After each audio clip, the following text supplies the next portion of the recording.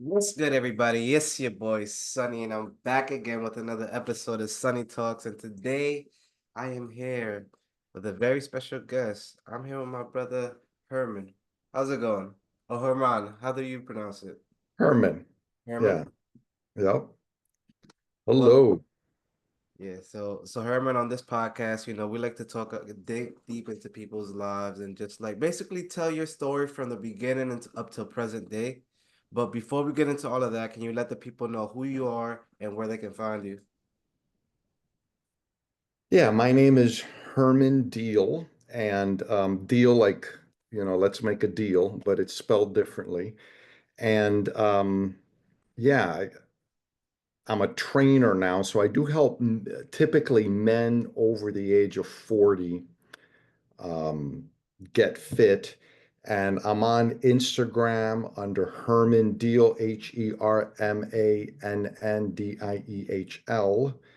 And then I also have a newsletter under www.subconsciousfat.com, where I've been writing a newsletter there for over 2 years now. And I also have videos there, a few workout videos, usually dealing with working out. Yeah.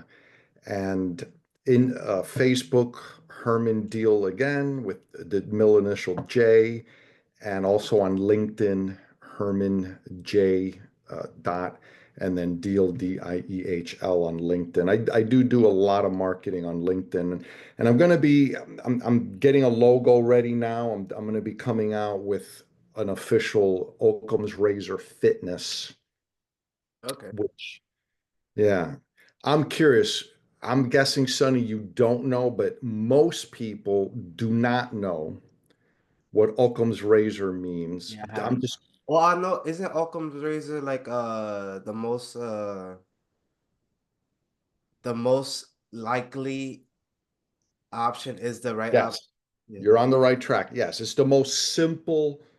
With all other variables being equal, it's the most simple explanation for things. There's a thing called Occam's razor, Yeah. and he was a Occam's razor? Occam, yeah, something like or Occam, yeah, Occam's razor, Occam's or Occam's, one of those. that. Okay. But yeah, and so he was a friar, like a monk back in the 12th century in Britain, and he came up, just using that. The simple solution is usually, you know, like if you're in New York City and you hear the ground is trembling a little bit, you could think, well, it could be an earthquake, or you could think it's probably the subway passing by. Yeah, Chances are, if you're in New York City, it's going to be the subway. definitely. That would be an example. Yeah. Okay. So that type of fitness, what does that how does that correlate to fitness? Sorry. Yeah. So it correlates into fitness in that I really look to create the most efficient way for a person to get in shape. And typically, and I market more to men who are over 40. I mean, of course, if someone's in their 30s, they're already feeling it. Like they don't have the same energy they did when they were in their 20s. They're not getting the same results. The workouts you maybe do when you were in your 20s, if you think they're going to work, they may work in your 30s, but if you think they're going to work into your 40s, probably not. Mhm. You're not going to get the same effect, the same results. And so Occam's razor is about just eliminating what you don't need to do. There's so much confusion in fitness and what to eat, how to work out. And I mean, obviously, it all depends on goals. But, for men, as we get older, probably the number one priority should be we should maintain muscle and lose fat. Mhm. Because a lot of men, as they get older, if they don't work out and eat correctly, they just tend to gain weight. A lot of the muscle turns into fat. One of the things that happens when you get older is you don't absorb protein the same way. So keeping and retaining muscle just decreases. And so, yeah, I'm all about, what's like, for example, you could go to the gym and do 3 or 4 sets of, let's say, bench press, right? Yeah. A lot of people will think that's normal. Yeah, but the truth is, if you're trying to lose weight, you're better off maybe after a warm up, you're better off just doing one set, but getting to complete failure. Mm, You get to the point where you can't do it anymore. Of course, you should have someone spotting you, or maybe you're doing a bench press on a machine that, where you can just drop the weight, there's no risk involved. But mm, the point is, you should try to get to failure, muscle failure, because that's what really activates muscle growth. And if you're still trying to lose weight, you only need to do it one time mm. to stimulate muscle growth. You don't need to do 3 or 4 sets. It's just overly redundant. There comes a point if you've lost the weight that you want, then you could do maybe 2 sets to failure, but that's at a point where you've lost all the weight you wanted and you're only looking to gain muscle, and therefore you're going to work out less frequently. You're only going to work out, like, let's say 3 or 4 times a week. Then you could go twice to failure. But if you're still looking to lose weight, the ideal is you do one set to complete failure, and that's going to help you also lose weight. And then you also get a cardio workout when you're going to failure. So that one set is do as many maxed out weights as you can, as many reps of maxed out weight until you give up, basically. Right, until you get to a point where you can't do it anymore, Mm, to that point. And that's where, and I happen to have a band here, and I'll show you. Weights aren't exactly weights aren't the ideal, because a weight it's the same resistance. When you start out here, switch the camera here a little bit. When you start out here with your bench press, let's say you're doing a seated chest press, right? Those machines, you can sit down at the gym and you're just doing this. Okay. So it's safe. You can go to failure. Obviously, if you're lifting free weight with a bar, it can be very risky. We don't want to do that. But if you're doing the chest press and you're seated and you're using a machine, when you start from here, this is the weak point. So this is like the area where you're most likely to get hurt because the weight stays the same. You're weak here and you get stronger as you push your arms out. mm, You're stronger up here than you are here. So when you try to do your max is not really the weight you can lift. It's whatever can get you out of this initial weak area. You okay. see what I mean? And so when we use a band is superior because it has variable resistance. So we would put this around like this. And if I go straight out here, the resistance is less here, but as I keep going, the weight now is increasing. You see, so it's safer for me. And when I get to a point where I really get to muscle failure and I can't, and let's say I'm here like this, now I'm really hitting great failure because I'm able to get out of my weak area because it's not that hard, because the band is not stretched as much. But as I keep going, it stretches more and the resistance increases. Yeah. So when we use bands, and one of the things I do is, like, if you're doing a seated bench press at the gym, you can wrap a band like this around, use a lot less weight, and create the variable resistance with the band. Okay. So that's what I wanted to ask you too. So how does someone establish their max weight? Is it just solely on what you can push, or is it what you can move? Like a little bit. Yeah, well, I mean, max weight, it's a relative thing. There's like, what's your max in one, Ex a one lift max, one rep max. You don't really want to do that. I mean, because that's going to be a lot of weight. You're going to need people to really, if you're using a bar, you're really going to need people to, watch you to make sure you don't hurt yourself. And Okay. what's the point of lifting as much as you can one time? That's okay. That's to brag or whatever. But the So truth is, sorry no to cut point you, in it. but I only you just reminded me because uh that max out thing, I remember there was like a video going viral. It was like some old like white guy teacher. He's like, oh, you wanna do your just 1 or 2 reps, like yeah, the max that you could like lift up. And I forgot, it was like a I'm horrible at this. 'Cause I'm not even into like working out or anything, so I wouldn't even remember the guy. But he was some guy. I remember seeing it on YouTube. Do you know Yeah. anything about I that? mean, look, that's the thing with fitness, it's and it's similar in that regard to chiropractic. When I became a chiropractor, there's so many different ways to fix the spine, right? So many different techniques. Like I still have one of the instruments I used to use when I was a chiropractor. This, a lot of people prefer this. Other people like the cracking. Then within the cracking, there's different ways of doing it. And it's the same in fitness.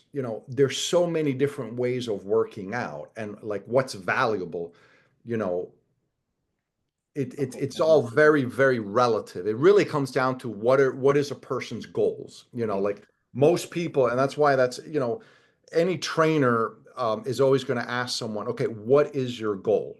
I want to lose weight, I want to gain muscle, whatever it is. So depending what your goal is, and you work out accordingly to reach that goal. Okay. That's the idea. But the max weight, I mean, that's valuable when I guess if you're trying to become a professional football player or something, or when you're in college, they want to know those numbers and Mhm. yeah, but I'm just what I look to do is I help typically busy men 35 and older, 40 and older, who just want a workout routine that's quick, easy, that doesn't rely on the gym. The gym should be an option. If you can get to the gym, great. If you can't, you can still work out at home. And that's where the bands really, really help big time, especially like men who travel. A lot of men travel and then, if they travel, they just, oh, forget working out, I'm traveling. But you take a band, you don't have to take weights. You take a band and you can do a lot of exercises with a band. So that's the idea. I'm making fitness simple. So it's the Occam's razor of fitness. We're bringing it down to something very simple you can do anytime, anywhere.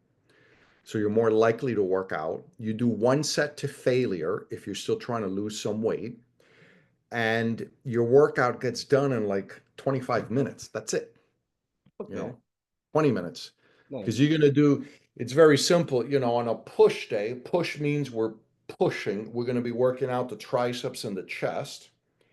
So on a push day, you're going to do one going down, one going straight out, like push-ups or a bench, and then one going straight up, like a shoulder press. Okay.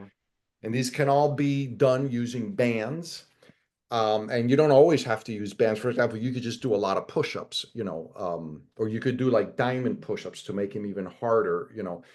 But and then on a push day, you also want to work your quads, which is the front part of your legs. And on a pull day, then you're doing, you can still use bands like this. You're going to be working your biceps and your back on a pull day. Okay. So the idea is that if there's still a component of where you want to lose weight, then the ideal is to work out 5, maybe even 6 days a week. But the workouts only take up between 20 and 30 minutes, the most, 20 minutes more or less. But you get into the habit, and this is where the psychology comes in that makes it easy for a lot of men. Believe it or not, doing something 6 days a week, you're going to create a habit much quicker than if you only do it 3 or 2 days a week. Yeah. So you get to the point where, let's say you're working out Monday through Saturday, and when Sunday comes around, you don't work out and you feel kind of weird. And then you can't wait Monday to get started again. And since you're only doing one set to failure, one day a week or two is more than enough for rest because you're only going one time to failure. You see? Okay. Because then you just once you meet the failure, you'll take a quicker rest and then go to the another position in that Exactly. Right. same category of workouts. Okay. Right. Whether push or pull. Yeah, you want it because when you're pushing, most people like bodybuilders, when they want to build muscle, again, you're going to divide the body up into push and pull. Push, you work in the front of your legs, the triceps, and the chest. Pull, meaning you're using the pull muscles. You're going to use your biceps, your back, and then the back of your legs, your hamstrings. Okay. And that way you divide the body up into two different systems. And on a push day, all and the idea of that too is that all the blood stays in the chest and in the triceps. Because if you do this pushing and then you do this pushing a shoulder press, you're working a little bit more your shoulder, but you're still working the same muscles, the triceps and the chest. You see what I mean? Yeah. Yeah, and so it's just a very nice way to, you keep the blood in those areas, so you allow for maximum breakdown of the muscle fibers, which then the next day all that group of muscles, the push muscle, will relax because now you're doing the pull muscles. So it's the ideal way, you know, to grow and to make changes. And that's what I start with, most of my clients. That's what I'm doing. We're doing a push and pull 5 or 6 days a week.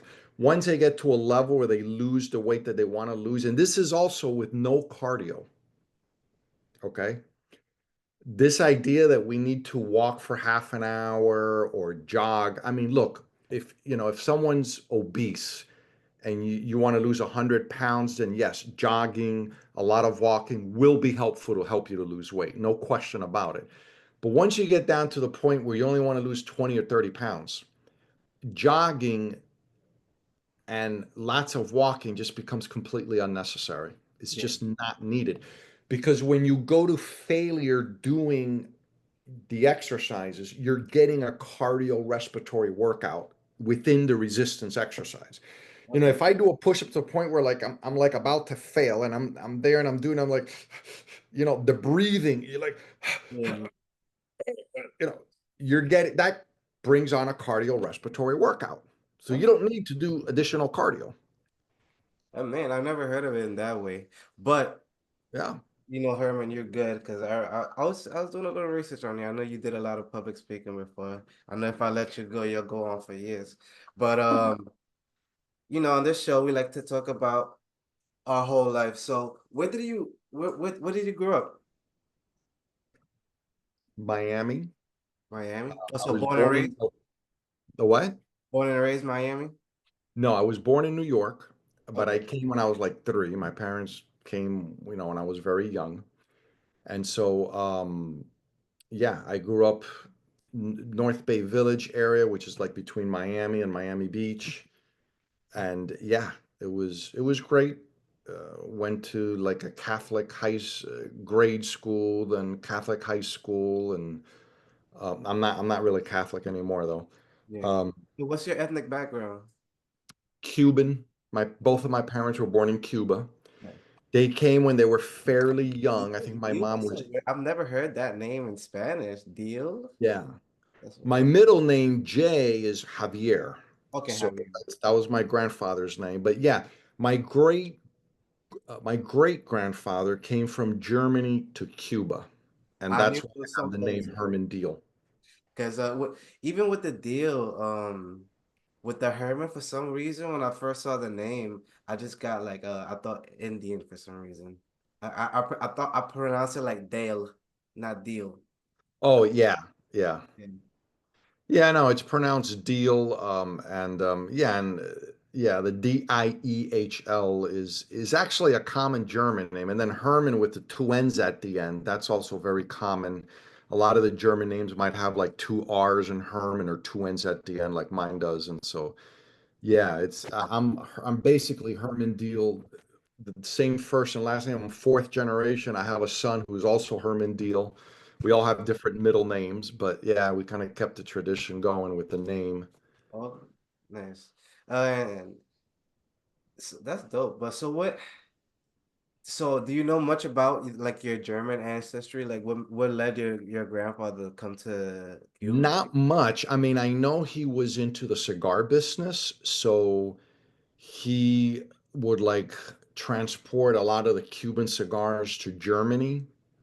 I mean, I know that that was his thing. Um, And that's kind of about it. He was originally from Hamburg, Germany. Okay.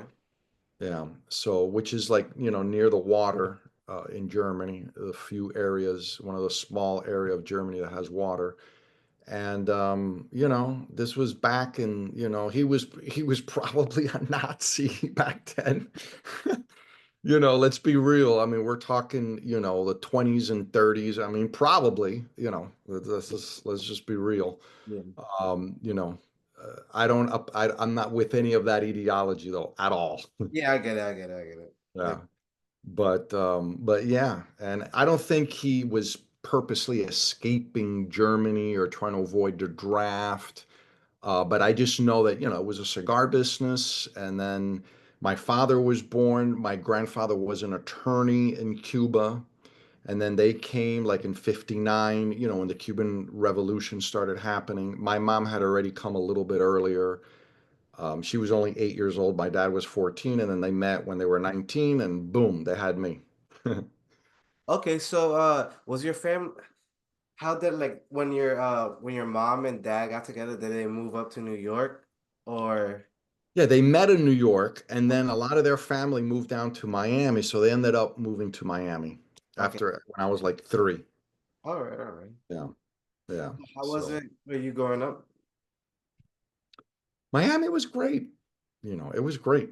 I mean, I loved it. I mean, I was always surrounded by water because I'm in an island in the bay between Miami and Miami Beach, and I, yeah, it was great. I mean, my first initial friends, a lot of them, because I grew up in the North Bay Village area, and this is where I'm at now. It's actually where I'm living now, at a condominium in North Bay Village. Had a lot of Jewish friends in the beginning because there's just a lot of Jewish people around here. And then I went to St. Joseph's Elementary, which is a school that no longer exists. And then from there, I went to Curley, which is a Catholic high school that no longer exists, which was in Little Haiti, Mm. which was great because there were a lot of Haitians that went to the school too, and I still have I met a lot of great Haitian friends. I played football. Many of them I keep in touch. We're still great friends, and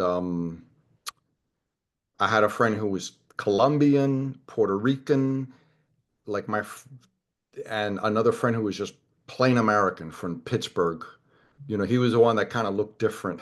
He was Mm. just extremely white, and I wasn't as white. I look white, but not as white as he was. And yeah, it was a very big melting pot of which was great.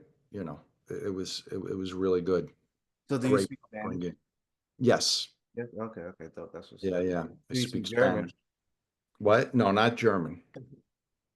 Okay, okay. Yeah. All right. So I see you stood in Florida. Did you ever move out to any other states or anything like that? Yeah, I mean, when I got into, I went to Connecticut. I got a partial scholarship to play football, so I went to University of New Haven in Connecticut. Okay. And at that time, they were recruiting, like the whole football team was on scholarship, the entire team. They recruited a lot of people, and I played defensive and I was pretty good. I was okay in high school, but in college, it was just a whole other level. I just got beat up. I ended up tearing my ACL ligament in my right knee. Oh, So I shit. needed to get surgery. And it's actually started bothering me just a few months ago. But I didn't have issues with it for like 30 years, so that's good. But yeah, then so I was in University of New Haven. That's where I realized I don't want to live in a I got so used to seeing the sun in Miami that then when I lived in Connecticut and it's just cloudy there, like during the winter, day after day, and I was like, oh my God, I got depressed. Like I couldn't handle it. Like it was depressing. No, yeah, I get it. Yeah. And Yeah. so yeah, after that, I went to Santa Fe Community College in Gainesville. I had some friends. In fact, the friends I was talking about, we all lived together. The Puerto Rican, the Colombian, and the guy from Pittsburgh. We all lived together.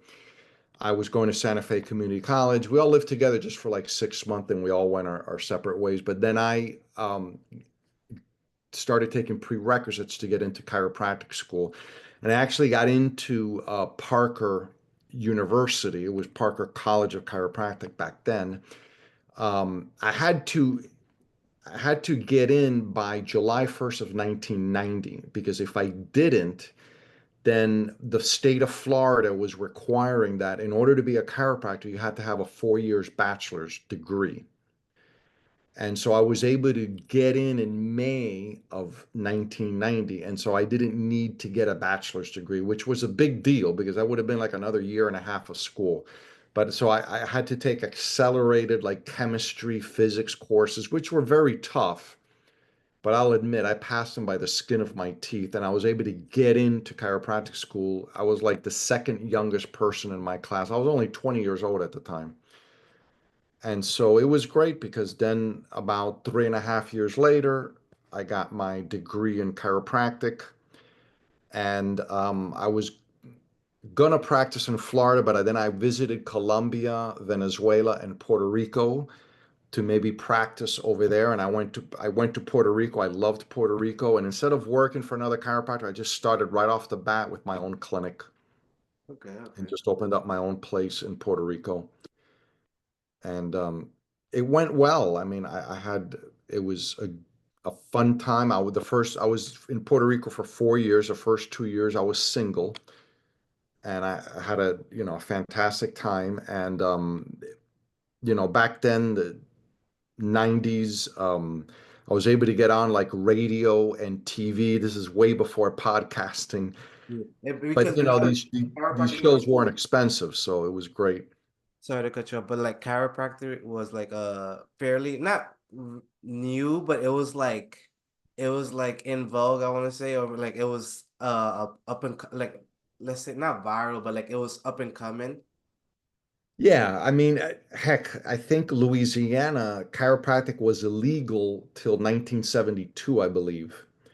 And sometimes chiropractors would get thrown in prison because supposedly they were practicing medicine without a license. Hmm. But by that time, by the 90s, that wasn't happening anymore. Hmm. But still, it wasn't as well known because remember, chiropractic is not part of medicine at all. Yeah. It's separate. So as chiropractors, we don't give drugs at all, ever. We're not licensed to write prescriptions for drugs. We'll Even do a if lot you of have a adjustments. Go ahead. even if you have a doctorate. Yeah, you have a doctor of chiropractic. It's not a doctorate, but Oh, it's like an MD, like a medical doctor, except this is DC, Doctor of Chiropractic. okay. So that's what it is. Yeah. Okay, okay. And now just about every state, requires a bachelor's degree first, or while you're getting your chiropractic degree. But yeah, and in the 90s, in the 80s, insurance started paying for chiropractic. Before that, it really wasn't paying for it. So that started to happen like bigger in the 80s. By the time the 90s came, insurance was covering a lot of chiropractic. So it was a good time for chiropractors too. Although, that was also the time all the HMOs were coming in and making a lot of changes, and a lot of people would argue that the 80s were better for chiropractors in terms of getting paid and whatnot. But yeah, and then that's where, you have a thing called chiropractic philosophy, which is just the idea that the body heals itself. The body has an innate intelligence. Yeah. And so it's an intelligence you're born with, from the womb to the tomb. As long as you're alive, you have an innate intelligence and you have the capacity to heal. So I don't know much about it, but have you ever heard of it's called man, wow, I blanked. But it's like basically that the body has a natural healing process. But I think it's called God damn, I blanked. Naturopathy, acupuncture. No, it's more so like a theory, like not homeopathy. It's more so but it's basically that theory is basically that diseases aren't real, but and that the body uh if you heal like if you focus in on certain parts of the body you can heal everything or something like that basically. A lot of the diseases today are due to diet, you know, Mhm. or metabolic. issues. Um, so yeah, it's that's really the, the Terrain main theory. Sorry, it's called terrain theory. terrain. Terrain theory. So it's like that your body is a terrain of its own, and you have to keep it in balance. Yeah. Yeah. Okay. Hmm. All right. So you said the first 2 years in Puerto Rico, you were single, and the later two, what, did you meet a girl? Did you get married? Or well, I don't know if I actually met a woman before I went to Puerto Rico. I was in Orlando. okay. She was visiting there from Guatemala, and we met. We kept in touch. And after I was in Puerto Rico for 2 years, I visited her in Guatemala. She came to Puerto Rico. We ended up getting married. Nice. That's what's up. And so then we lived for 2 more years in Puerto Rico. And I realized after a while that since I had no family there, I just missed Florida. So Miami family. And so I um, took the Florida Board of Chiropractic and passed it the first time. It's not an easy exam, but I passed it. And I was able to come to Florida, and I opened up a clinic, in the Kendall, South Miami area, right near where Baptist Hospital is, a big hospital that's well known down here. And yeah, and I started a practice down here. Okay. Yeah. And yeah, and it went great. Yeah, I did well. I started accepting in Puerto Rico, I didn't accept any insurance. Everyone had to pay me cash. Even if they had insurance, they had to still pay me, and then they would turn it around and Why? collect from the Was the insurance. insurance a hassle? Yeah, I'm just not a big like paperwork guy. So was that a laziness? It's a laziness. I don't know if it's a laziness, but it's also, here's the thing with chiropractic. Within chiropractic, you have basically two camps. Mhm. One camp wants to be more like medical doctors and physical therapists, and another one just wants to be more like chiropractic. With chiropractic, it's just the idea that, you adjust a spine, you allow the body to communicate better, and the body heals on its own. But then a lot of other chiropractors like to do some physical therapy. And the truth is, if you're accepting insurance, if you do physical therapy, you actually make a lot more money because you can bill for the physical therapy in addition to the chiropractic. But I never really believed in a lot of the physical therapy. Like a lot of it was just it's subjective. It's not necessarily something that you really need. That's not to say it's never helpful. It certainly is, and it's especially important. Like after you do surgery or something like that, or during rehab, physical therapy is absolutely critical. But like for example, if you twist an ankle, okay, there's still the debate to this day. No one really knows what actually is better to do. Leave it alone, put ice, put heat. If you put ice, it decreases the swelling, Mhm. which could be good because if you're in pain, you might get a little bit less pain. You kind of numb it, it might feel better. But at the same time, though, the swelling is a healing process. You see what I mean? Mhm. Things don't swell for nothing. They swell because that's how they're starting to heal. Yeah. So it's like a protective mechanism. And even the pain is not there by accident. The pain is to tell you don't walk on the ankle, like don't put any weight on it. So if you take a complete pain reliever, you might start putting weight on it and make it worse. Yeah. You see what I'm getting at? Yeah. And people will debate, well, should you put ice? Should you put heat? That's to this day, that's still a debate. Different doctors will recommend different things. And so my thinking was I would think in most situations like that, just let the body do its thing. And I don't want to put ice or heat. I don't want to get into that. Yeah, I could make more money, especially if I bill the insurance directly, but I wasn't really into that. I was into more about educating patients about the philosophy of chiropractic and, for them to empower themselves and just realize that, when they get adjusted, that they're getting healthier, even if they don't always notice a difference. So that's more the type that's more what you call a straight chiropractor, where the mixer is where they're trying to do a lot more physical therapy or get more medically oriented. And there's nothing wrong with either way. It's just a different way of looking at things. That's all it is, you know. Okay. So I feel like the elephant in the room kind of is as far as chiropractic, how do you what's the singular in is chiropractic? Why? Chiropractic. Yeah. Yeah, chiropractic. Chiropractor or and who practices chiropractic. Yeah. Chiropractic. So basically, with the beginnings of it, so like I remember I think the only place I really saw the first place I saw it was like on Joe Rogan. They were talking about like the creators of chiropractic. Oh, I don't not sure if they were creators, but maybe the popularizers, the people that brought it to like the Western world. It was like some kind of like scam artist, and like the father first had it, and then like the son ended up killing him and like ran off with it. So do Yeah. you know Yeah. much There's about a the? lot of controversy that BJ Palmer, who's the son of D.D. Palmer, D.D. Palmer discovered chiropractic and he wanted to keep it a secret.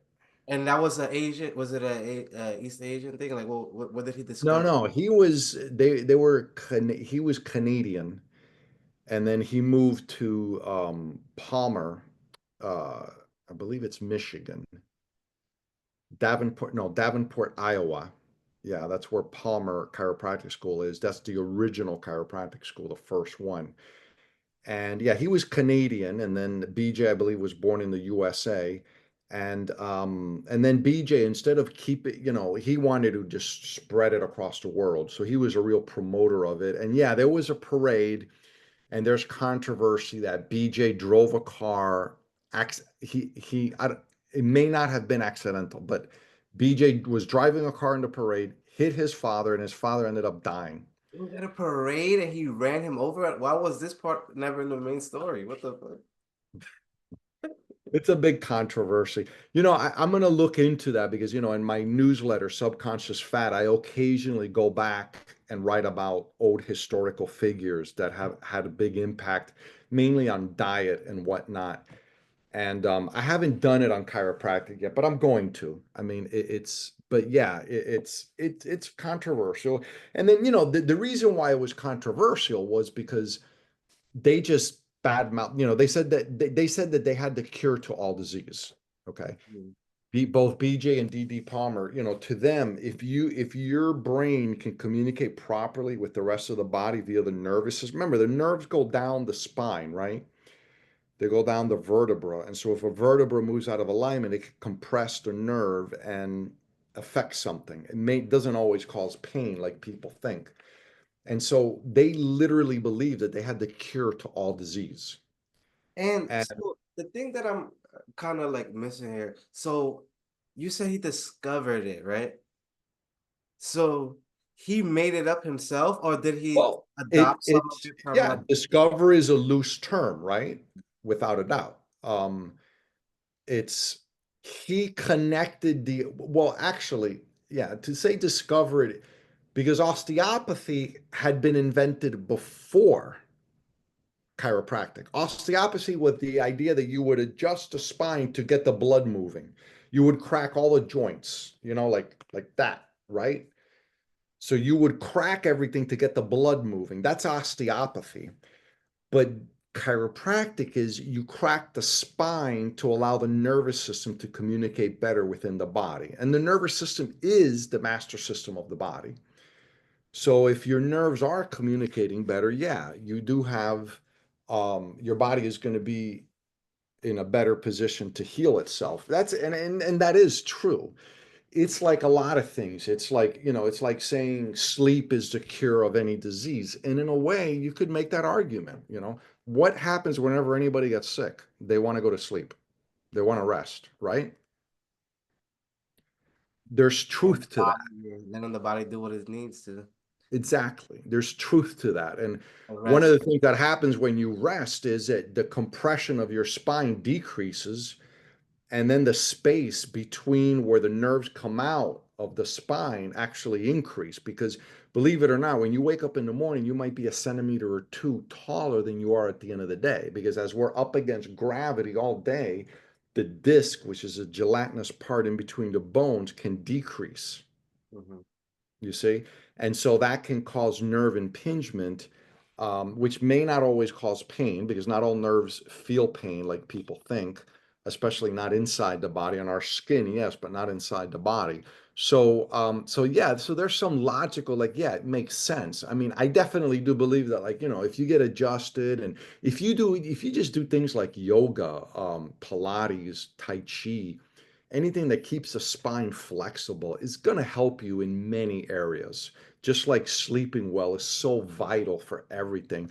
But then again, so is diet, you know. So it's not just one thing, but there's a mirage of things that we need in order to really be healthy. So to say that chiropractic is a cure, it's far-fetched, it is, but there's also some reality to it, you know. So it's It's and yeah, the what? part of the process of Yeah, healing. yeah. It's part of the process of healing. So in some cases, somebody might get adjusted. They might have had pain for years and their pain goes away like that. Other people, they might need to get adjusted for a month or two before they feel even a little bit of relief. And some people aren't going to get better because it's something else causing the problem, Yeah. you know, and that's that. So yeah, that's what yeah, so for many years, chiropractic would badmouth medicine, and medicine would say that chiropractors are quacks. And in certain states, chiropractors got put in prison, and yeah, and a lot of that happened. And then we'll keep going on in my life. One of the things that started happening because I speak Spanish is that even though I had my clinic here in Miami, a lot of other people wanted me to. Florida is what you call a no-fault state, where if there's a car accident, if you get hit, it's a no-fault state. So So that means it we get into all of that though. Sorry. Um, can you tell me like more about like your family and everything like that? Like are you incorporating like these things with like your kids? Like how many kids did you have? I know you were into sports, like or you encourage them to do certain things too. my kids weren't as athletic as I was. Okay. Oh, Yeah, Guatemalans are kind of short, right? I have the what? Guatemalans are kind of short, right? Yeah, I mean, yeah, they're both shorter than me. Yeah, Okay, okay. Not like and that, but I just me just thinking. Sorry, I know because yeah, yeah. I mean, Colombians are also shorter in stature and they're like kind of wider. So like it's typically, yeah, yeah. That's like an evolutionary thing because Guatemala City is, I believe it's 2,000 feet elevated above Earth, or above the sea level. So air has less oxygen. So it's to your advantage if you're born over and over again in places like Guatemala City, which is 2,000 feet high. People are going to start coming out with a wider chest and smaller arms and legs yeah. because it's just a better adaptation to live in that environment. Okay. Because you have a bigger lung capacity, and if you need to walk a lot or whatever, that's less oxygenated blood you need to circulate in your body. So most people who live in high altitudes, if they've lived there for generations, they're going to tend to be shorter and tend to have a wider chest. Why, because it just And makes you sense. said that I remember you said that you went to go visit your now, well, I don't know if she's your now wife, but your wife, Ex-wife. your ex-wife. Okay, so you went to visit her in the beginning stages at Guatemala. Did you feel the difference when you went there? Because Yeah, yeah, you yeah. would get like a headache, or I would just feel indigestion. I would just get really tired.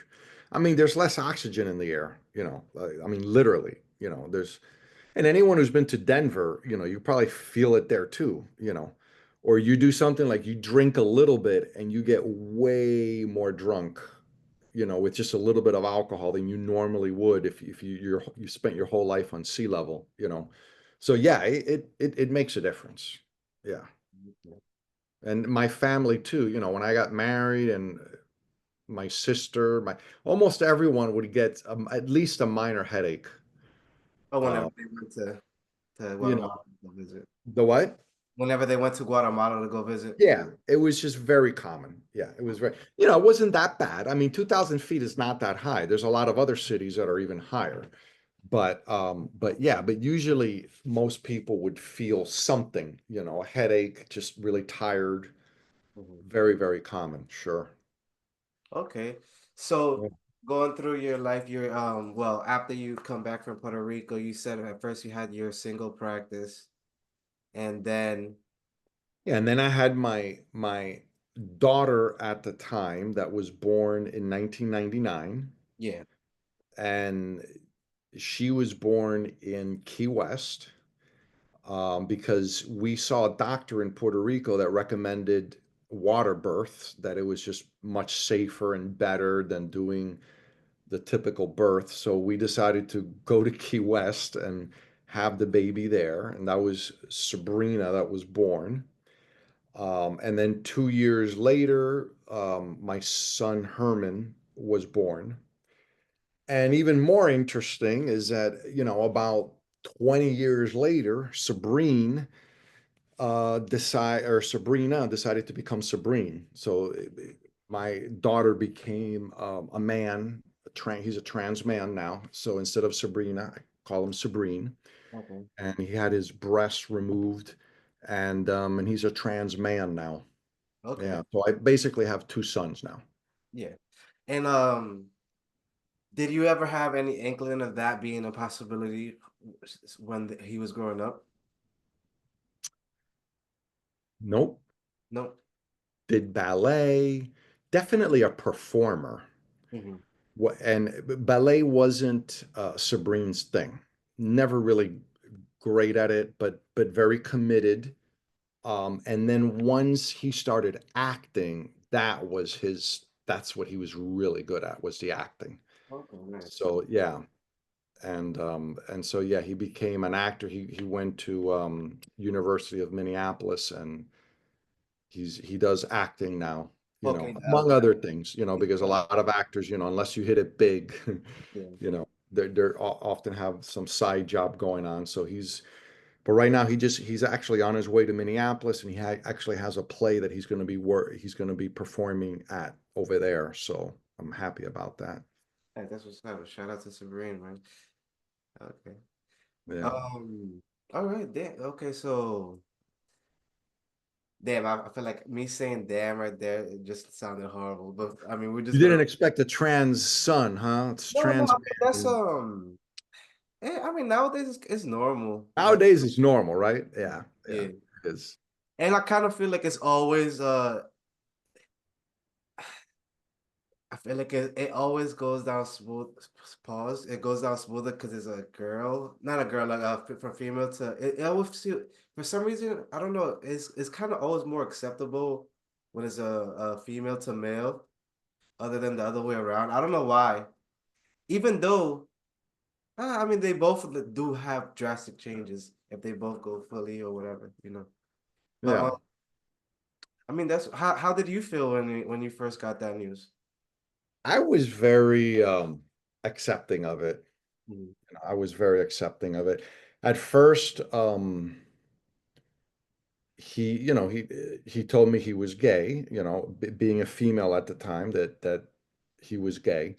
And so that I was very, very, always very accepting. And I'll tell you why, I think, in my personal, and this will now go back to me, and this is why I'm kind of anti-religion a little bit. I'm no longer Catholic. I mean, going to St. Joseph's Catholic school, like they had this thing called the catechism, okay? Yeah. And for whatever reason, they would say, what are the sins, what you shouldn't do. And for whatever reason, masturbation obviously was one of them. But for whatever reason, that's the one that bothered me the most. Masturbation? Yeah, because yeah, of course, like a lot of, young kids, when I started doing it, I started feeling terrible about it. And for whatever reason, it bothered me. And then to the point that I thought, like, maybe God's gonna punish me and make me gay. Like I literally thought that. Yeah. Like I went through a phase where I was like, homophobic, not homophobic in that I hated gay people, homophobic in that I thought I was gay. Mm, And so it was very, but what I learned through that is I really learned to have empathy for people who are gay and people who have, not the typical normative sexual urges, and so I really learned to have empathy for people who are gay or trans or whatever. Like I was always very empathetic because I too, I went through that ordeal of that fear yeah. and yeah. And so yeah, so I just, I have empathy. And so once I was like, don't feel bad about it. That's who you are. And I mean, hell, be proud of it and be, nothing to hide, nothing to be ashamed of, and that's it. And then, but that then continued, and it wasn't just that Hmm. he was gay, is that he also felt like he wanted to be a man. And so, so it kept going, which is fine. And at what age did this happen? Like these transitions happen? He was he wanted to transition like 19, 20, 19, 20 years old, and then he waited until he was, I don't know if he was 21 or 22. It was a couple of years ago. I think he was 22 before he had the top surgery done. Um, and um, and I'm glad though that he waited because I did always recommend wait. There's room for you to make something drastic like that down the road. Don't rush it. Yeah. You know, take your time because once that's kind of like a permanent thing. So just really think about it and at least be, I think you should be 21. I think that's a good idea. You're considered a full adult. Make the decision then. And to his credit, he was very wise about it. He waited, he did a lot of research. He went with a very good surgeon. Everything went well. The only thing that was a little bit challenging was taking the testosterone. It's went through phases where taking the testosterone, there was a lot of breaking out. I mean, severe acne in the back, in the face. And it's one of the reasons why I don't recommend men like take testosterone. A lot of men want to take testosterone to build muscle, especially as men get older. But I really discourage that in most cases. There's always exceptions, because it's not easy. It's a challenge. And, but of course, if you're transitioning from female to male, you need to take some testosterone, but now though, after a couple of years, he has it under control. The acne is no longer that bad. And, and everything is good. That's You know, dope. we Dope. have a great relationship. Glad to hear that he's so and that he's just he's comfortable and everything's good, right? Like because Yeah. I know sometimes we hear like some people regret it afterwards. But he feels like comfortable in his skin, like and everything's well. I Yeah. mean, I also I don't want to drag on too much on this because at the end of the day, Sabri's not here to give his part of the story.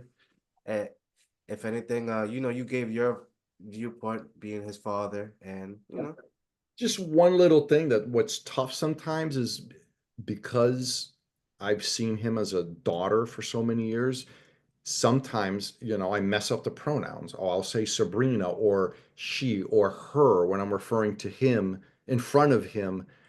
And, he's calmed down with that, but sometimes it's upsetting. And I get why it would be upsetting because you identify as a certain sex and someone's calling you, and, so I get that.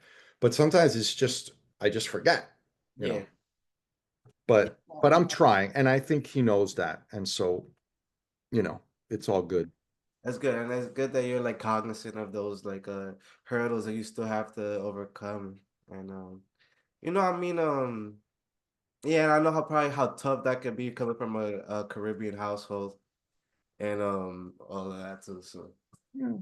Eventually, my parents also accepted it, so it took a while though. There was definitely a challenging period there for sure, mhm, but they've also accepted him completely, so it's good. that's great. Okay, Yeah. so how many so like we were getting to, you worked at your first place, and then I'm assuming. Well, not assuming. Did you what did the incident happen at your own place, or let's just roll into it. My bad. Yeah, what ended up happening is no, I had my own clinic, Mm, um, and I ended up moving my clinic in with another chiropractor because I would sometimes get offers from other people to go work at a clinic. Okay, because in Florida, a businessman can open up a clinic, and if they have a doctor, including a chiropractor, to be medical director, then they don't have to like um, do certain HIPAA things. They don't have to pay a certain amount of money. It's just much easier to set up a practice that way. And so, since Florida is a no-fault state where if there's a car accident, both people, the one that's at fault, the one that's not at fault, they both get, and they're required by law to have this insurance, but they both get $10,000 of full coverage for health care.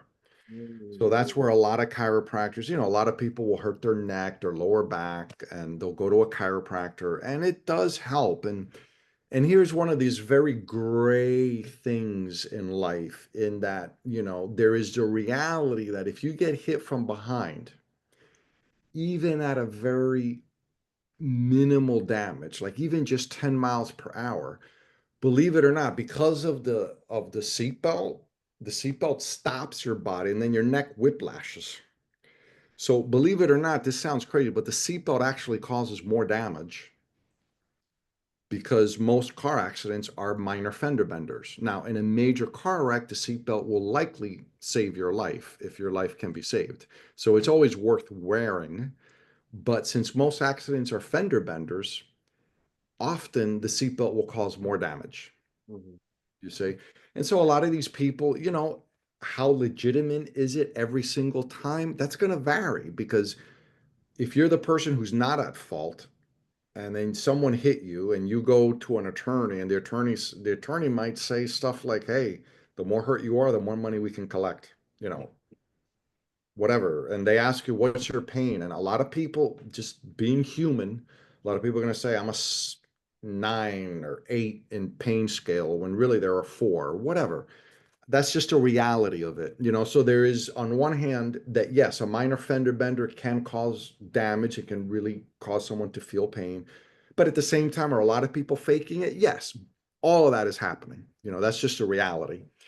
And so a lot of these, there were some business people who just wanted me to go work in their clinics. And every once in a while, I would do this. But quite honestly, often I didn't feel comfortable because I knew that something was up, because um, there were a lot of patients coming in, and especially if the clinic, if they were only auto accidents, I just got very suspicious. I would often leave. And then there was one clinic, people kept asking me, and I often said no, or I would tell another chiropractor, and I would tell them very point blankly, I would say, hey, do you want to go work on this clinic? Just pay me a fee for referring you, and you can go work on this clinic. But, just pay me something. I don't know them. I don't know what it's about. You can decide if you get the job, pay me a, maybe something. yeah, pay me Referral? something for referring you. I did things like that. Referrals, common practice in the medical industry. Well, you're not technically in the medical industry. Well, you are, but Well, that's for a job. That's not like, okay, what you cannot do, like, and I would have this happen all the time. MRI companies would come to me and say, hey, I'll give you $300 for every patient you send to me. And I never went for that because I knew that was illegal. Like, I never did that. because what I'm trying to understand is where the scam is. Well, you didn't get there yet, but I'm getting there. Yeah, yeah, I'm getting there. I'm getting and, there. But understand that even with real accidents, there's still scamming going on. yeah, Okay. because that's like the common thing. Like everybody, like I don't know. I mean, at least in the hood, everybody knows. Yo, a little you ever get into an accident or a bus or something, whatever. You like you move, you jerk something. Like there's no way that because that's like the myth. Like oh, they can't really tell what's going on in your back. Like you could have the smallest bone like fractured or whatever, and like you could just complain about pain and like they can't prove it. That's the thing. And what's crazy is that often you will take an x-ray of something and you'll find degeneration, or you might do an MRI and find a disc herniation. And here's the crazy thing. Some people have disc herniations and they have no pain because it's affecting part of the nerve that doesn't have sensitivity. Mm, You see? And someone else might have an even smaller disc herniation, very mild, but it's causing a ton of pain because it's affecting part of the nerve that has sensitivity. mhm. You see what I mean? So it's very subjective, even when there's evidence. So like, and these things happen a lot, like, oh, we did an MRI and we found a disc herniation. They might have had the disc herniation there before, but there's no way to prove that they did. And So what's the difference between a disc herniation or a Well, the fracture would cause like paralyzation or anything, right? yeah, a fracture would mean that the bone broke, Okay. which means that they probably went to the hospital. Okay. And that there means that the $10,000 was used up in the hospital. They won't even come to a chiropractor if they have a fracture. And the 10K is the cap. That's what I wanted to ask. Is that the cap, In or can you? Florida, it's the cap. Some people have pay more. The 10K is the minimum. Okay. Some people pay more and they might have, 20, 30 going on up, you know. And so yeah, so sometimes I would work, and there was a couple that they opened up a clinic this is how it happened. This is how I ended up getting in trouble. This one couple, nice couple, Cuban, they opened up a clinic in Miami Springs. I worked there for I think like 3 or 4 months, and they never saw a lot of patients. They only had like 2 or 3 new patients a week, not And a lot. what did they specialize in? Auto accidents. It was just an auto accident clinic. Yeah. Auto accident clinic. I've never heard of that. Yeah, I forgot what the name was, but they had a name, Clara's Health Clinic, Clara's Therapy, Oh, okay. So it's a therapy Susan clinic. Therapy, whatever. Yeah, Okay, okay. they 'Cause would have I'm different thinking, names. I'm thinking of like a typical clinic that, like, let's say they specialize like in, let's say if it's not a chiropractor because you're a chiropractor, but like what's the name of like a back doctor, or is that a chiropractor? Well, orthopedist Okay, is a doctor that does, you have spinal orthopedist, orthopedist is more with the bone. okay. So, a spinal orthopedic means they do surgery on the spine, Mm. knee So, specialist. so Yeah. you would have like a general physician coming to you like, hey, Herman, I got this one client that he got into a car accident. You think you could check him out for me? Or is it just these special clinics that deal in car accidents that reach out to chiropractors? Yeah, it's mainly them. Some of them will also hire orthopedists or neurologists to go in and do a neurological exam as well. Mhm. So you have that going on too. Um, so yeah, and usually, if they'll get an MRI done, but let me get into it, because okay, there are some very legitimate clinics Yeah. that, they might get referrals from attorneys and they do everything the right way. They'll send a person out to get an MRI, they'll get an orthopedist, a neurologist. Now, this couple, they were doing things, like really like at first I thought, oh, they're great. Then they tell me that they bought a clinic from another doctor in West Palm Beach. And I thought to myself, I like it that it's out of Miami because Miami has a reputation for auto accident fraud. Yeah. And I'm thinking to myself, God, I like it that it's out of Miami. And they needed me to be not just medical director, but they wanted me to be like the owner of the clinic. And they said that they can set it up that if I'm the owner, then they don't have to pay the HICA fees and this and that. And this was after 2008, in July 1st of 2008, chiropractors were no longer allowed to be medical directors. Mm. So since we weren't allowed to be medical directors, some chiropractors were now going to be, they needed to be an owner if they're going to be in the clinic. And I knew that being a medical director as opposed to being an owner, there's a lot more risk if I'm the owner. Um, and this is where again, this And was wouldn't you being the owner, the feds knowing that we just made this illegal, they might try to go do this now? Wouldn't that be a red flag? Yes. Okay. This is where I admit I made a stupid mistake Okay. without question. Yeah, because Like I was waiting for you to keep going because I wanted to say her like this. It sounds like you knew, like everybody knows what's going on, but it's kind yeah, of like yeah. don't tell me anything, and I'm gonna work. I will admit that there is part of that. There is, I don't say that I'm 100% innocent because I'm not. I should have known better. I knew being medical director was already a little bit risky, um, but I knew that I had like a certain separation, a certain protection. Yeah. And chiropractors could no longer be medical director. Many of them wanted me to be owner, and I always refused. Um, but I decided to go with this clinic because it was in West Palm Beach, out of Miami. I went with one other one out of Miami too. But the point is that, okay, I'm going to go there twice a week. I'm going to go on Tuesdays and Thursdays. It's a long drive, an hour and a half, an hour more or less north. But what the heck, they were going to pay me, then they were paying me $1,200 a week. And I thought, great, I'll go for a couple of hours on Tuesdays and Thursdays. And at this time also I'm getting divorced. So on top of everything else, Mm. I had the pressure and understand too that because my wife was from Guatemala, she didn't have a degree in the USA. She never really finished her degree in Guatemala either. She was about to graduate, but once we were going to get married, she just didn't finish it. Didn't matter. She had no degree here. She had only worked for me a couple of times in the clinics that I have had. So it was like, we had two kids, we had a nice house, and it was like, she had every right, to kind of take a lot of money from me. That's just the reality of it. And now, the legal consequences are that, well, now I'm going to have to pay for her education. I'm going to have to pay for her to go to college, take care of the kids, so it was a lot of money. I was, I needed to pay a lot of money every single month. Yeah, Put and it that. I'm assuming like this new opportunity, like, hey, you could be the owner over here and do this. This is all sounding like, okay, I'm gonna have this is another avenue of having some would say like a new lease on life now. Like I have another opportunity to get in a fresh start. I mean, not you're outside of Miami.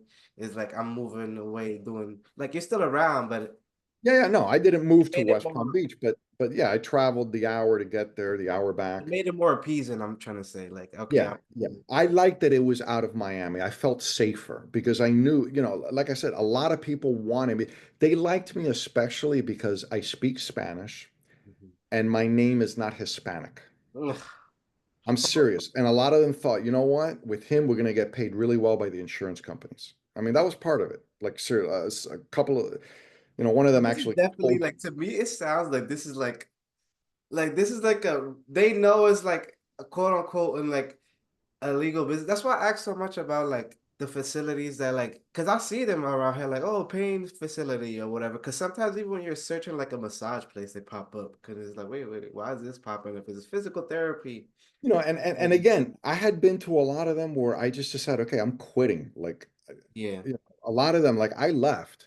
A lot of them, sometimes I would hire a chiropractor to go in and the chiropractor would tell me, I'm not working there. I go, yeah, you're right. And then I would quit too because it was risky. You knew they were doing so. I didn't know what the hell. I'll tell you what I thought they were doing. What I thought they were doing is that they were paying the patient to come in, that it was a real accident and Mm, that they were paying the patient to come in. And this is where it gets even trickier because you are legally allowed to pay for transportation costs for the patient to come in.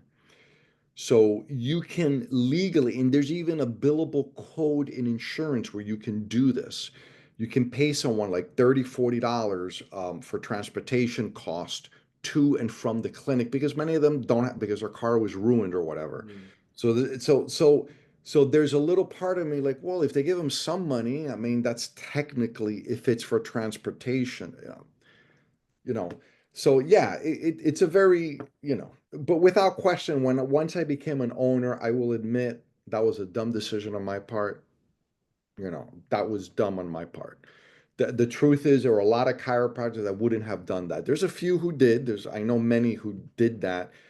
and they never got in trouble, but that was a dumb decision on my part, you know. And then here's the crazy thing. Then at the Before we clinic, into the full story of all that, would you say that that type of business is somewhat inherently like not I wouldn't want to say criminal, but scammy, like because you could compare it to me, I'm comparing it like to let's say marijuana is recreational, right?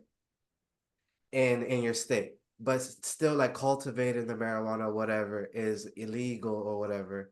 So, but you still have to obtain it to be able to sell it in your establishment. So, like in that instance, like the chiropractor somewhat is like the store, but the patients are like the marijuana. Like, wait, these is kind of like a little sketchy. I know it's a weird analogy, but do you get what I'm saying? Like, some part of the business is still kind of like sketchy, illegal. Because I feel like that's why they would even like go forward to like attack the business.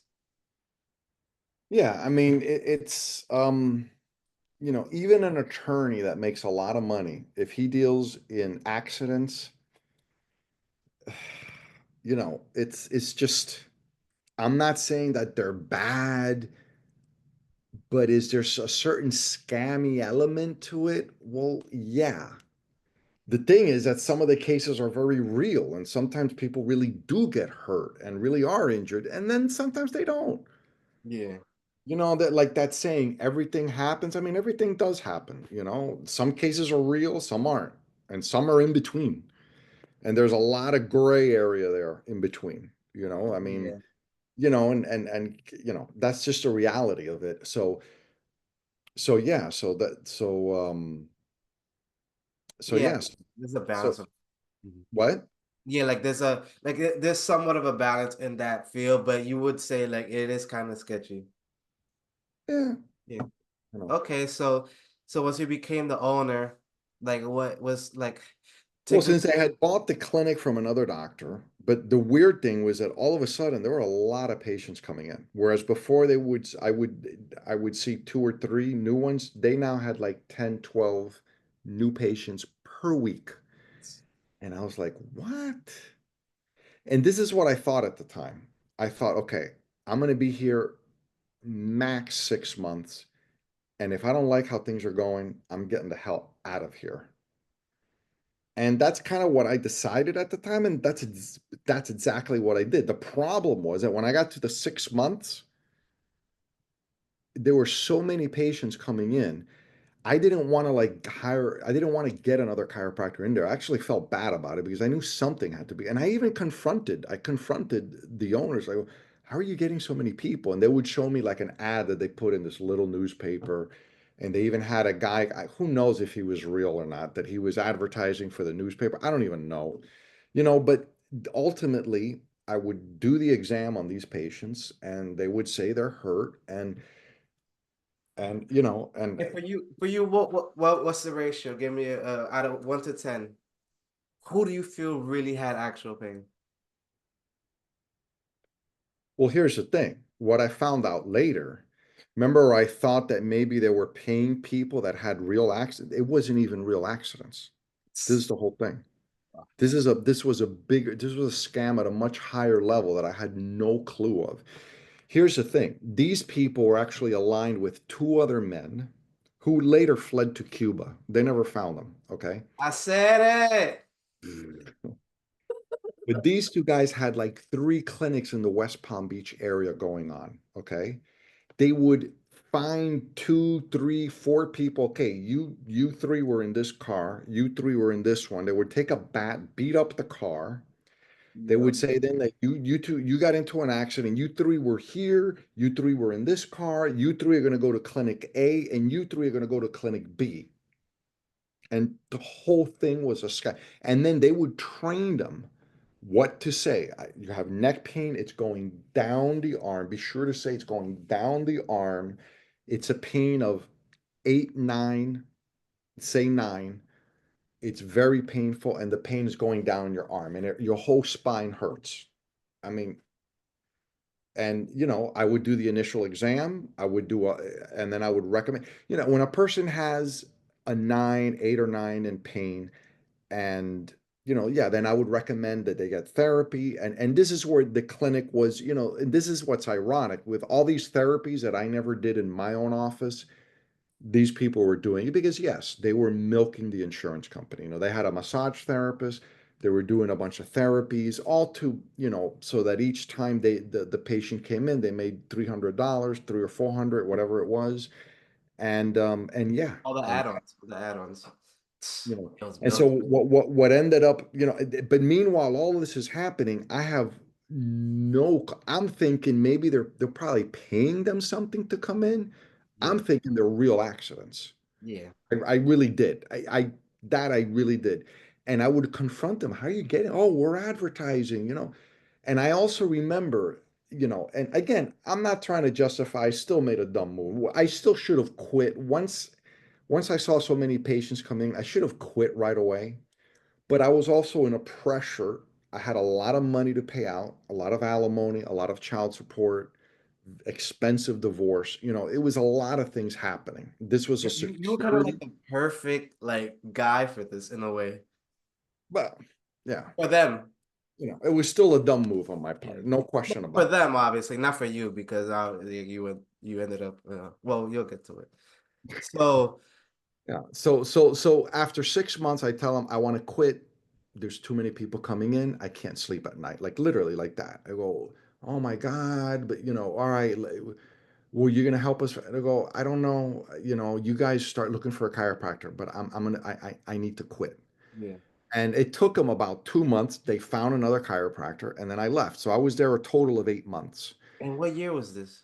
This was 2007 going into 2008. Okay. Yeah. She. Yeah. And so Oh, then, and then here's what happens. I work, I get more and more leery. I work at a few other clinics, and then I get just excited about chiropractic again, and I get really into chiropractic, and then I open up my own office in near Coral Gables. but a Another, chiropractic office or yeah, a physical therapy no, a clinic? chiropractic office. Okay. Because I just got excited about chiropractic again, and I wanted to get away from anything auto accident related. Yeah. And after I put a down payment for the lease on this property, um, and I'm gonna open up my clinic there. The FBI comes and visits my house.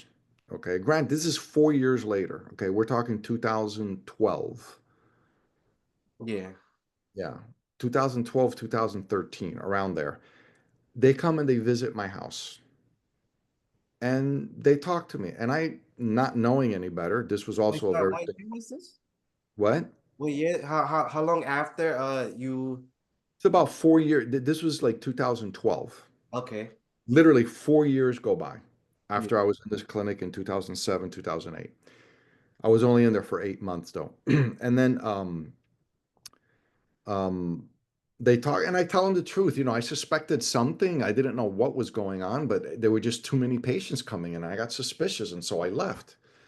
But there were still, but you stayed for 8 months. I go, well, I tried to leave after 6, but I didn't feel comfortable getting another car. Just like I'm telling you, I was telling them the truth. Yeah. But that was stupid because they saw that as a confession. Like You they didn't have look at no lawyer at the time. the what? You didn't have a lawyer present. No, I did not. Again, dumb mistake. Again, these were, this was And totally dumb on my part. And again, I said, thinking somewhere in the back of my head, oh yeah, the truth will set you free. Not when the FBI visits your house. The truth will not set you free. But anyway, and so I just spoke freely because I didn't really feel like I did anything wrong. Besides making some dumb decisions, I never like I just felt like, but I never had the intention. I never knew. I also knew that there was no text, there was no email of any of the people that were running it, of them communicating ever. yeah, Our patients are fake, right? Or, we got to pay our patients to come in. No one ever said that, yeah, or texted, or emailed, or even told me that ever. Or did I ever hear a conversation? Never. Every time I would go, and of course they would set this up to trick me. Every time I would show up there twice a week, all the patients were getting therapy. And what they were actually doing was they were putting the therapy on the people so that if the insurance company calls, they know exactly what to say, what the therapy felt like, because insurance companies do that because Yeah. they know that there's a lot of fraud. So, but then I would see, I would look around. They're getting therapy, they're doing it, okay, and I'm seeing patients and I'm prescribing the therapy. And the days I'm not there, they're still going in to get there. They weren't coming in when I wasn't there. They were only showing up when I was there. You see what I mean? They were signing fake sheets of paper that they came in 5 days a week when in reality they only came in when I showed up. You see? Yeah. And so and the accidents were completely fake. They weren't even real accidents, and they were paying the people to say they were hurt. And Yeah, I get it. I get the whole racket. So the FBI comes visit you, you tell them what happens. Do they lock you up right away? Do you take you no, like no, happens? no. I go and I talk to an attorney who refers me to another one.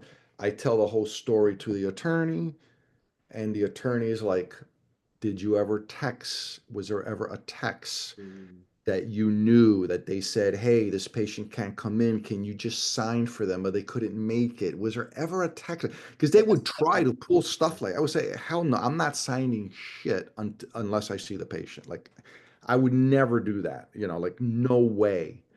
And every time I know I did a full exam, like I've seen videos of guys who like there's chiropractors who there are videos of chiropractors where they do a fake exam. They're not even doing an exam. They sit down and okay, I'm going to say you're hurt. I'm going to say this and they don't even do it. I did my exams. So they were I did. basically asking you like, was there ever a point in time where you willfully participated in unethical practices or basically because it's like a certain chain of command you have to do stuff. You have to actually be there, like you said, to examine the person. You have to sign off on things. Like there was never a point in time where you like willfully bent the rules for anybody or anything. Right. So I felt very secure about that. And then the attorney was like, well, maybe then you should fight this and Okay. maybe you should go to trial. Because And they came to you and said like yo, we got these charges. Like, yo, we know this and the third. Like no, every no, they just came and talked to me very friendly, very casually, very nice. That's the thing where they sort of trick you. I didn't know at the time that you can ask an FBI agent, am I the target of an investigation? If you ask them that, technically they have to say yes if you really are.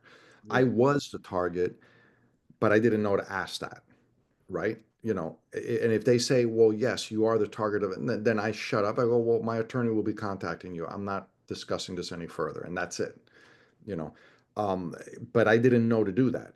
I didn't know. And so yeah, so I basically talked to myself what they thought was a confession. I wrote what I said to them there.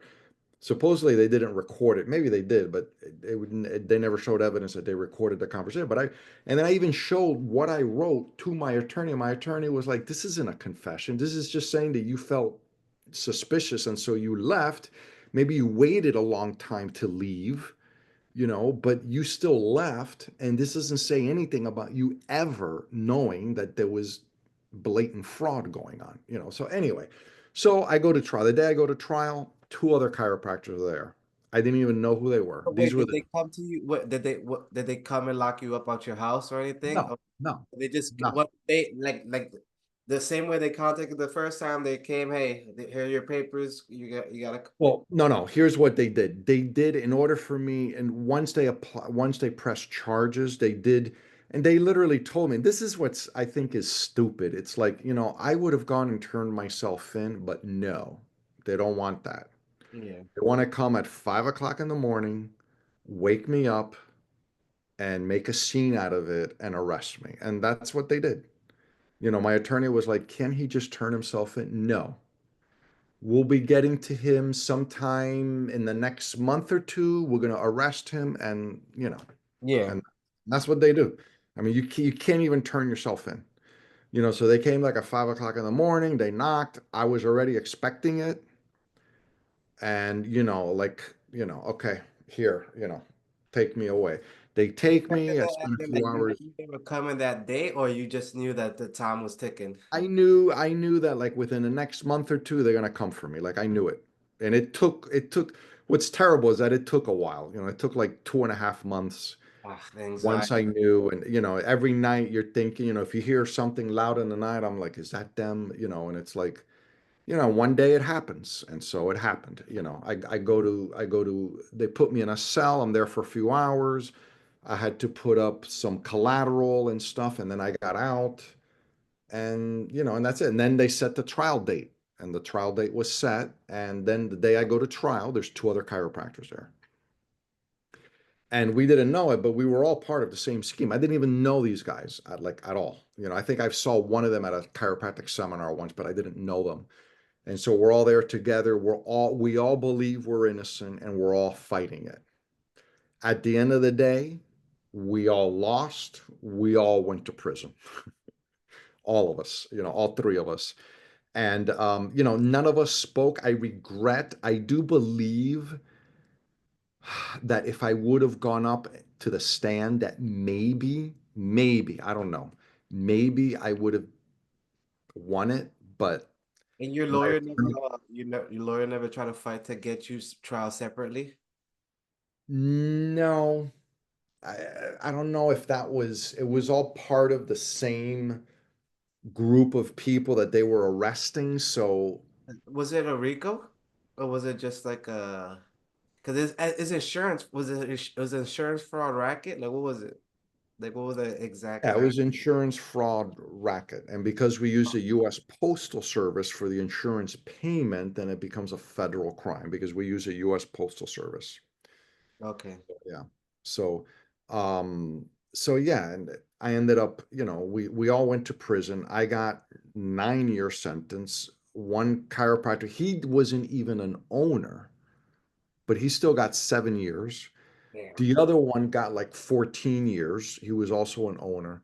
And and this was all just based on the amount of money that the clinic made in the time period that we were there.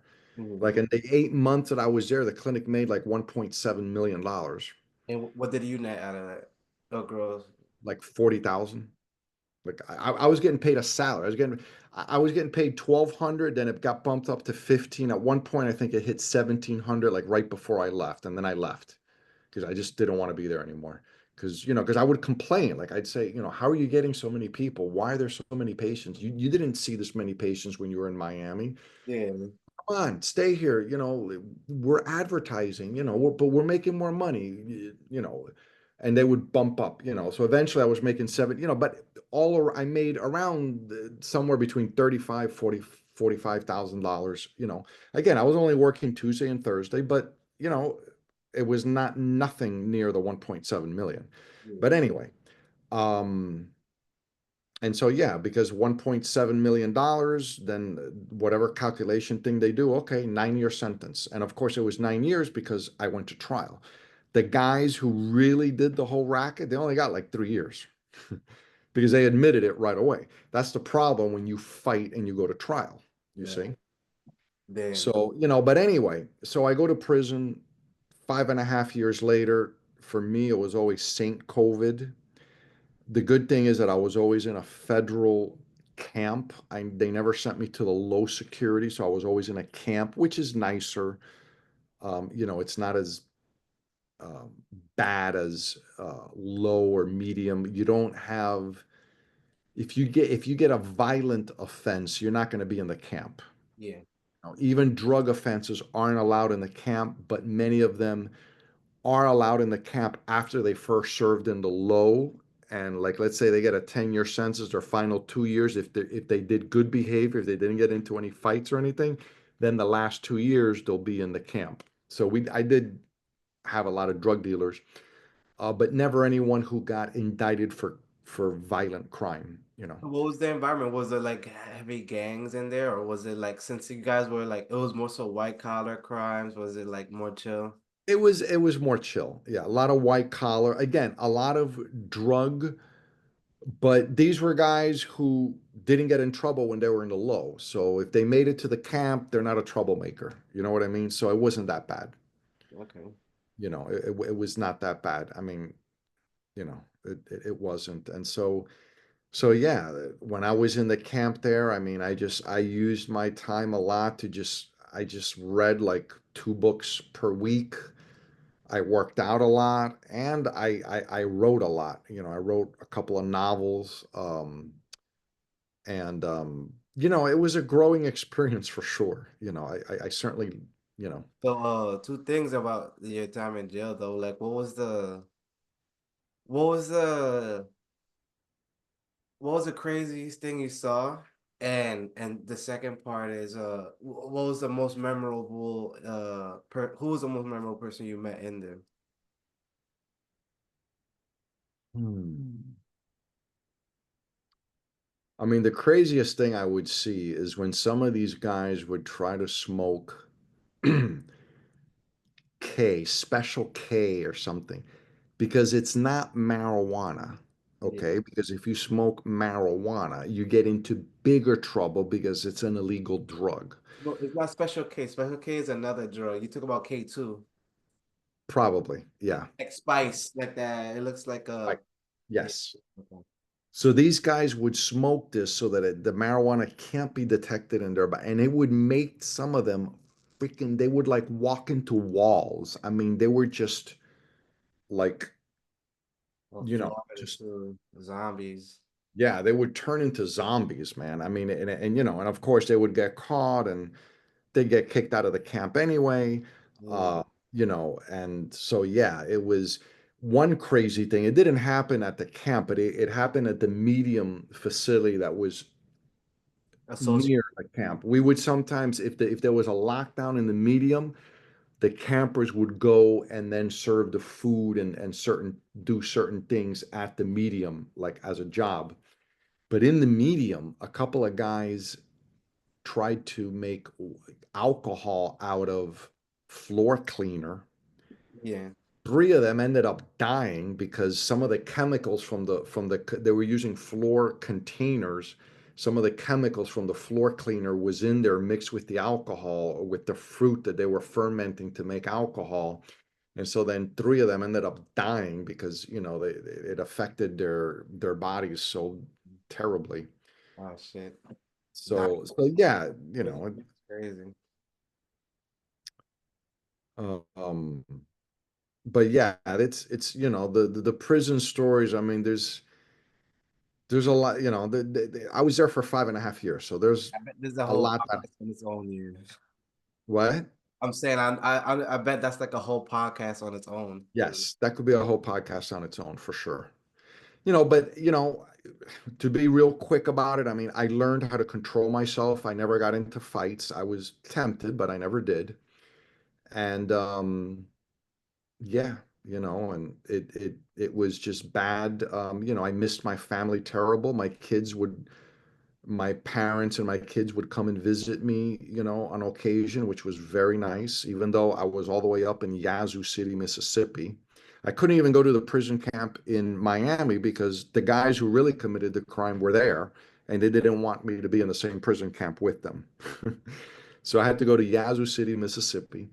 And yeah, it was not pleasant. I was there for 4 years and then I got transferred to the prison camp in Miami.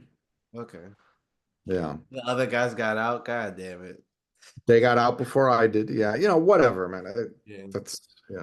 water under the bridge, it's whatever. Yeah, And I don't. I mean, I don't. I mean, I guess you. I mean, technically, you didn't have to snitch because they admitted it themselves. But I mean, exactly. No, no, there was no way, like, they're the ones who did it. Like, there was no way they could defend themselves. I mean, they did the crime over and over, like, and so the whole thing was, oh, okay, well, we could get this doctor.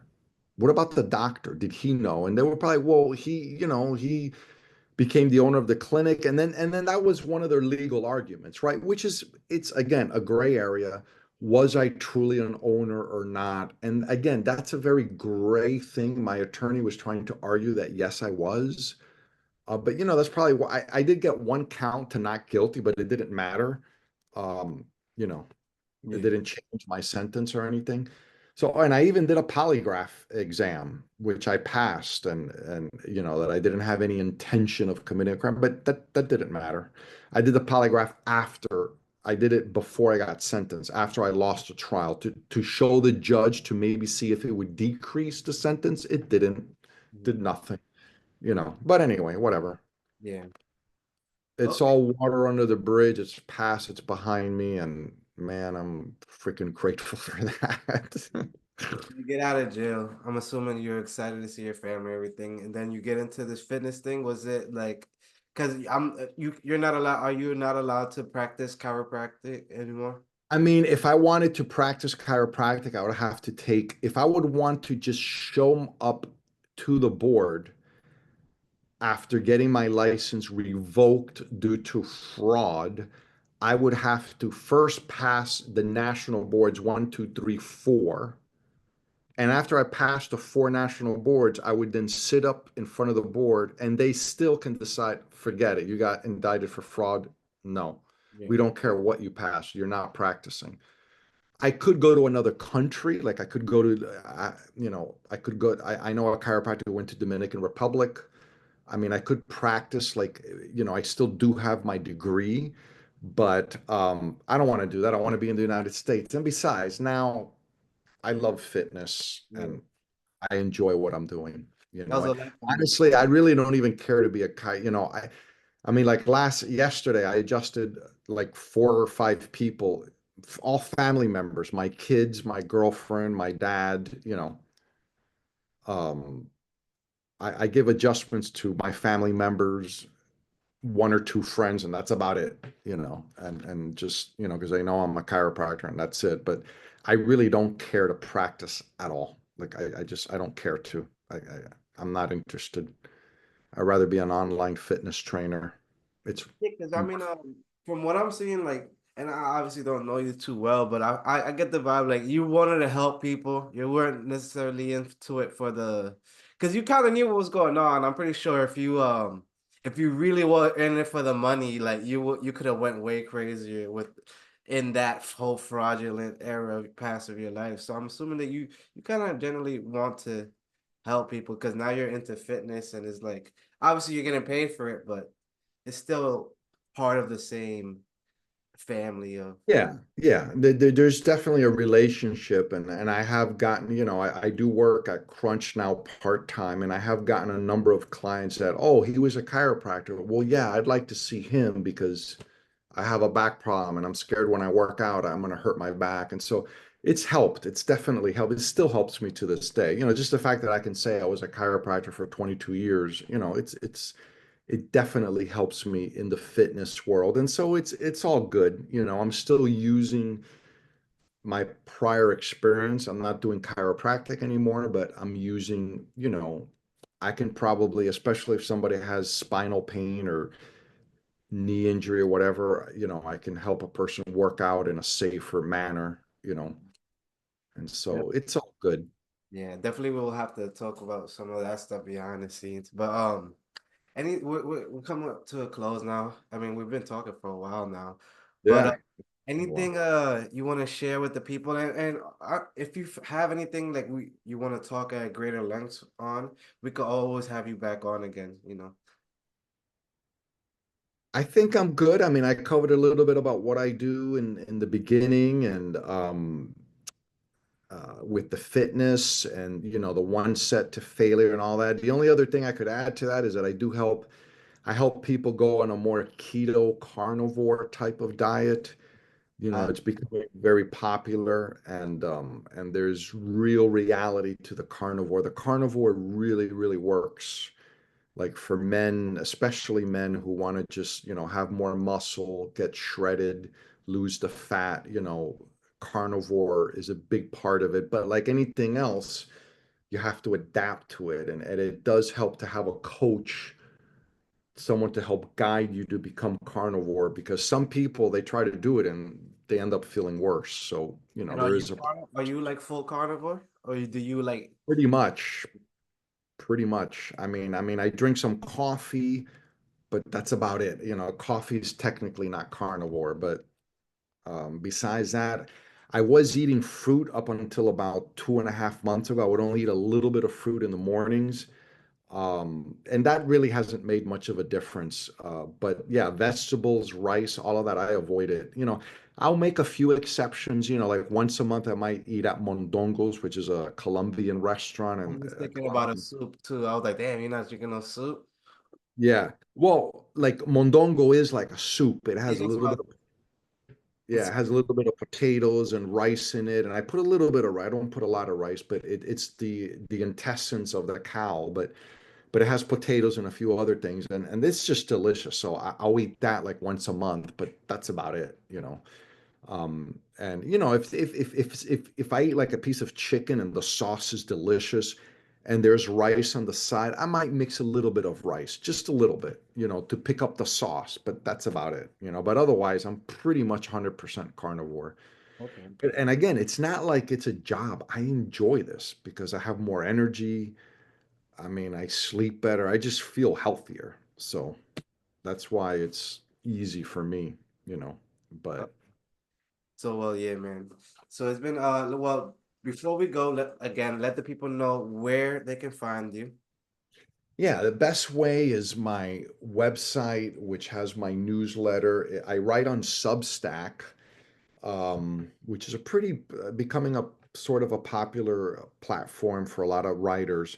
But in Substack, um, my newsletter is called Subconscious Fat. So that's just subconscious and then fat. And I also have the URL www.subconsciousfat.com. And then my name, Hermann Diehl, Herman with two N's, Diehl. You can find me in the typical Instagram, Facebook, and LinkedIn. And throw the J in there in the middle because the LinkedIn and Facebook has the J in the middle. Um, so yeah, but yeah, any men over 40, if you're looking to get fit, come hear me out, or at least let's have a talk because I'm fanatical about being efficient with fitness. And part of this is, 5.5 years that I spent in prison. I got to be productive with my time, man. I'm like the anti-gym rat. I don't like to spend all day at the gym. I don't have the patience for it.